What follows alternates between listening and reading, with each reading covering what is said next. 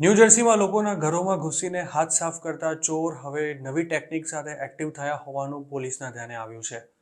આ મામલે Morris કાઉન્ટીના ફ્લોરહામ park પોલીસના ચીફ જોસેફ ઓર્લાન્ડોએ સોશિયલ મીડિયા પર માહિતી આપતા 10 જૂને બનેલી એક ઘટના શેર કરી હતી. પોતાની પોસ્ટમાં તેમણે જણાવ્યું હતું કે 10 જૂન સોમવારના રોજ લિંકન એવન્યુમાં આવેલા એક મકાનમાં સવારે 11:30 વાગે મકાન માલિકને મોટો અવાજ સંભળાયો હતો.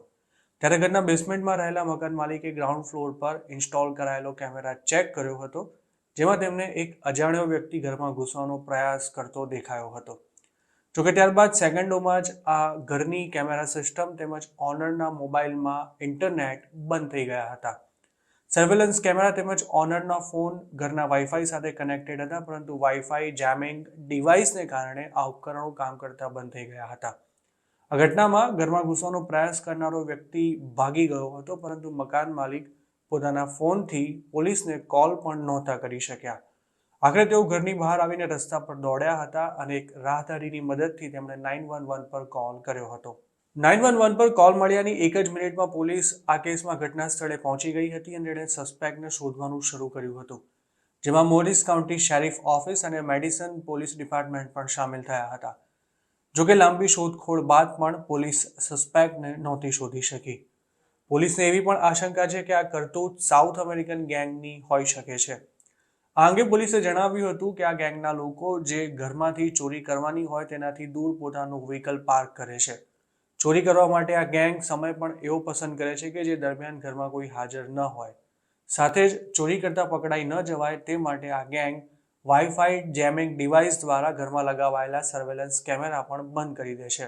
ફ્લોરહામ પાર્ક પોલીસે એવું પણ જણાવ્યું હતું કે જે ઘરમાં ચોરી કરવાની હોય તેની આ ગેંગ અગાઉથી જ રેકી કરી લે છે, તેમજ પોતાના કેમેરા ઘરની આસપાસ ગોઠવી દે છે અને ક્યારેક તો ઘર પર નજર રાખવા માટે આ ગેંગના સાગરીતો કોઈ જોઈ ન જાય તે રીતે ઘરની આસપાસ અને ઘણીવાર ઘરની અંદર પણ ગોઠવાઈ જાય છે. આમ તો અમેરિકામાં ચોરો દ્વારા વાઈફાઈ જેમિંગ ડિવાઇસનો ઉપયોગ કરવો કોઈ નવી વાત નથી, પરંતુ ન્યૂ જર્સીની મોરિસ કાઉન્ટીમાં તેનો યુઝ પહેલીવાર થયો છે. 10 જૂને બનેલી આ ઘટનામાં પોલીસે આરોપી સુધી પહોંચવા માટે લિંકન એવન્યુ, કેથેડ્રલ એવન્યુ અને રોકવુડ વિસ્તારમાં રહેતા લોકોને પોતાના સર્વેલન્સ કેમેરા ચેક કરી સોમવારે આ એરિયામાં સવારે 10 થી 11 દરમિયાન કોઈ અજાણ્યા વ્યક્તિ કે વાહનો જોવા મળ્યા છે કે નહીં તે ચેક કરી આ અંગે પોલીસને જાણ કરવા માટે વિનંતી કરી છે. પોલીસે વાઈફાઈ જામિંગ ડિવાઇસથી બચવા માટે લોકોને પોતાની સર્વેલન્સ કેમેરા સિસ્ટમને વાયર દ્વારા ઇન્ટરનેટથી કનેક્ટ કરવા તેમજ ઘરમાં લેન્ડલાઇન ફોન રાખવાની પણ સલાહ આપી છે.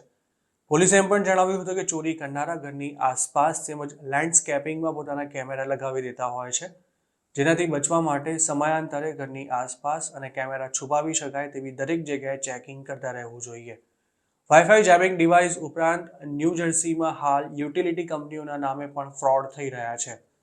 પોલીસના જણાવ્યા અનુસાર આ ટેકનિકથી ફ્રોડ કરનારા લોકો જે તે વ્યક્તિને ફોન કરી તેમના અકાઉન્ટમાં બેલેન્સ ડ્યુ હોવાના બહાના કાઢી ફોન પર જ તેમને પેમેન્ટ ન મળ્યું તો તેમની સર્વિસ બંધ થઈ જશે તેવી ધમકીઓ આપે છે.